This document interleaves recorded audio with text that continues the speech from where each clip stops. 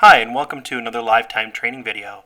This video is going to go over what you do about drivers when one crosses the loop and they're not part of the race yet. How do you add them to the race? How do you assign that transponder number to a guy that's already in the race but change the transponder at the last minute, and all the options that are available in LiveTime.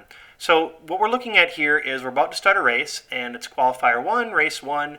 We've got Casey, Brandon, and Mike all set in the heat, and at this point you'd ask people to cross the loop and check in. Once they would check in, they go from red to white, and when all of them are white, you're ready to go and start the race. Let's say though that Casey crosses the loop and he crosses it with a transponder that wasn't already put into LiveTime. This is what happens. LiveTime says, look, I don't know who this transponder's for, and it shows up at the bottom here at the screen. If you want to assign that transponder to Casey, all you'd have to do is click and drag the transponder number over the name. Casey Kroll.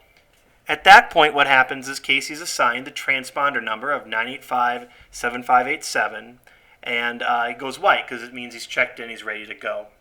Now let's say you made a mistake though and accidentally dragged it over Casey and you didn't mean to do that. You can right-click the transponder and say delete transponder. I'll have that car go across the loop again. And when that happens, you'll notice it doesn't beep it as Casey, but it says, hey, I don't know who's assigned to this transponder once again. And I can say, whoops, I actually meant to assign that to Mike. Mike Lake. And then it shows up. Okay, so let's go ahead and, for demonstration purposes, just start the race. Okay, the race has started, and we can start seeing people cross the loop here just fine, and the race is just continuing on.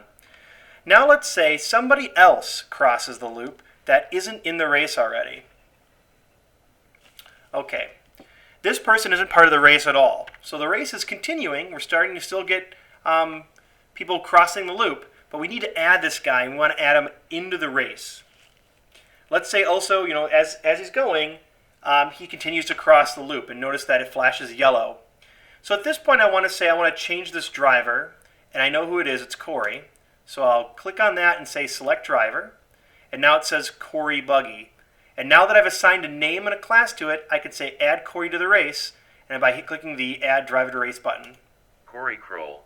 Notice that it added the driver, and it also did something nice. It actually kept track of the crossings that he did so far. So in mid-race, you can add him, and it's just like it's continuing the race as you go. And that's about it. So you can drag a transponder over anybody as they're going. You can add the driver as they go, and the system is smart enough to know that if they've crossed a couple of times already, that mid-race, you can add that person and the laps will be added. Feel free to watch other LiveTime training videos, and thanks for watching.